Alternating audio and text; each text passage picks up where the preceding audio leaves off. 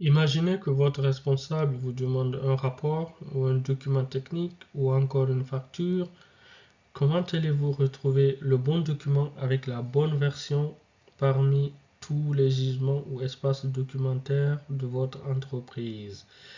Alors aujourd'hui, je vais vous parler de GED ou gestion électronique de documents. Alors c'est quelque chose qu'on utilise déjà dans notre quotidien comme Google Drive, OneDrive, Dropbox pour gérer nos documents perso.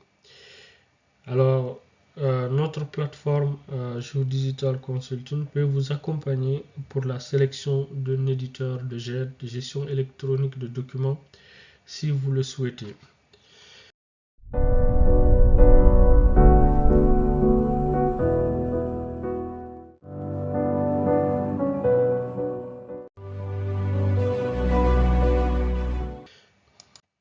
Alors, qu'est-ce que la GED? La GED signifie gestion électronique de documents. En anglais, on peut dire Electronic Content Management ou ECM. Donc, c'est un espace ou système informatique qui permet de gérer tous vos documents. Alors, la GED, elle permet de faire du stockage, de l'indexation et l'organisation des documents. Elle permet également d'automatiser les tâches, de faire une collaboration sur des documents, d'assurer l'unicité des documents et de gérer également le cycle de vie des documents. Et elle permet également de faire une recherche efficace et efficiente à l'aide des métadonnées. On va voir ce que c'est tout à l'heure. Elle permet également de suivre le journal d'activité des documents. Et il y a également l'aspect sécuritaire qui est mis en avant dans une GED puisqu'elle permet de gérer la sécurité des documents à travers des droits d'accès. Et par ailleurs, la GED a une valeur écologique puisque là, on s'affranchit d'imprimer ou bien d'avoir des documentations papier. Quels sont les avantages de la GED? Quels sont les avantages de la GED? Alors, la GED permet un classement dynamique à l'aide d'une arborescence virtuelle. Donc là, vous n'avez plus affaire à vos armoires physiques ou des bibliothèques ou à vous déplacer avec des documents papier. Alors, comment se structure un document dans la GED? Alors, un document peut être considéré comme un conteneur, puisqu'en fait, il contient l'ensemble des versions et des formats de fichiers pour le même document, avec la même référence. Alors, si c'est la GED, on peut dire que c'est un procédé informatisé qui vise à produire, à transmettre et à stocker des informations et des documents électroniques de type texte, tableur, images, vidéo, audio au moyen du travail collaboratif. La GED, elle permet aux entreprises de gagner du temps, bien sûr, et de l'argent grâce à l'indexation et la numérisation de ces documents. Il y a la possibilité d'installer la GED sur le cloud et sur on-premise. Donc sur le cloud, c'est les serveurs distants. Et sur on-premise, c'est les serveurs internes de l'entreprise. Avec une GED, on peut augmenter la productivité des employés, puisqu'en fait, on s'affranchit des déplacements pour aller déposer ou récupérer un document. Tout se fait en un clic ou en quelques clics dans la GED sur le même ordinateur et le partage est facilité et c'est une collaboration efficace. Et l'autre avantage de la GED, c'est qu'elle dispose des applications qui sont pour la plupart responsives, c'est-à-dire qu'elles s'adaptent aux écrans des smartphones et des tablettes. Donc, elle facilite la mobilité. Donc là, je vous propose quelques étapes principales de la GED. Donc, on crée un document dans une GED. Après, elle est indexée. Le document il est indexé. le document il est classé, il est stocké, sécurisé et diffusé. Donc ça, c'est les étapes principales qu'on peut voir dans le cycle de vie d'un document dans une GED. Maintenant, on va parler de métadonnées. Les métadonnées, c'est rien que la description de la donnée. Donc la description de la donnée, ce qui est au-delà du contenu du document ou de la donnée. On peut dire en d'autres termes que c'est une étiquette de la donnée. Donc quel est le rôle de la métadonnée? On peut dire que c'est l'ensemble des informations qui renseignent les éléments essentiels pour gérer, classer et rechercher un document dans une GED.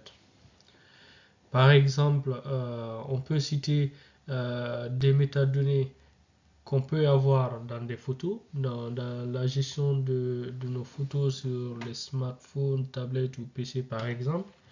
On a la taille de la photo, la localisation et le nom.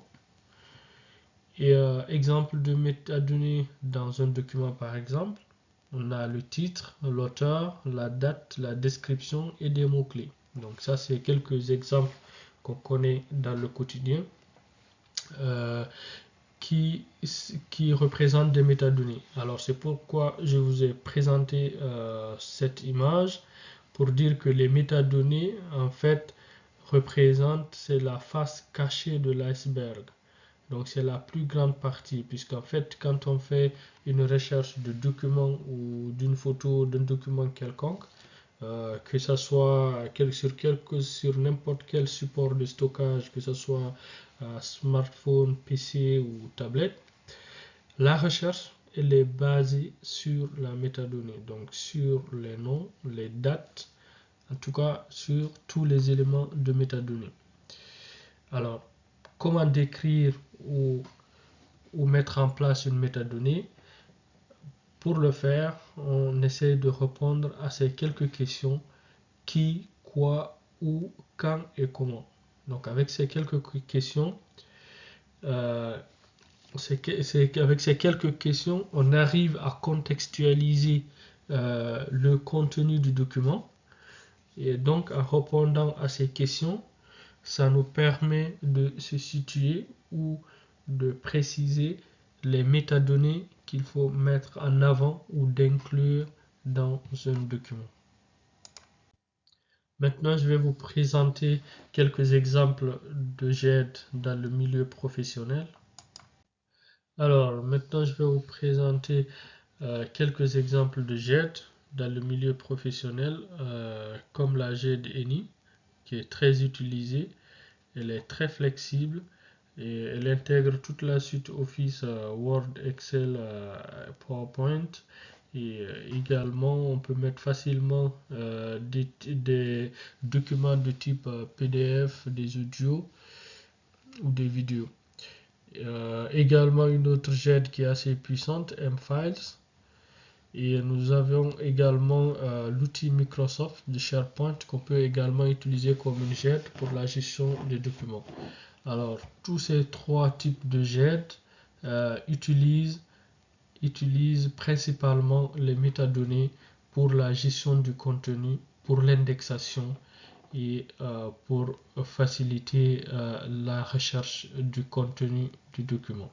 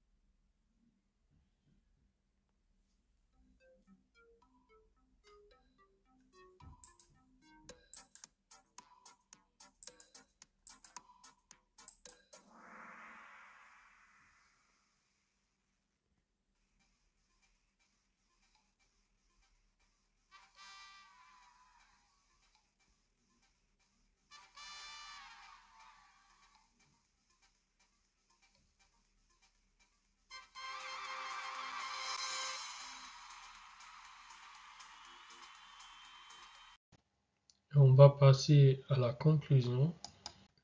Alors, je vais conclure par les 4 étapes majeures dans la mise en place d'une GED.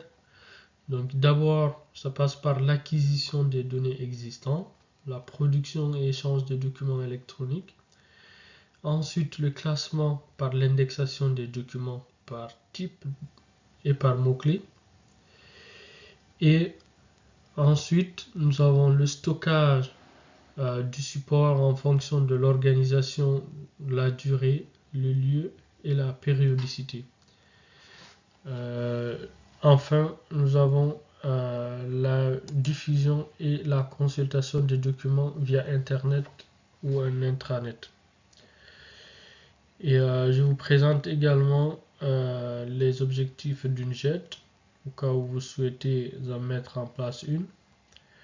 Donc, c'est de constituer un référentiel de tous les documents et informations de l'entreprise. Et ainsi, on peut gérer le cycle de vie des documents depuis leur réalisation jusqu'à leur destruction.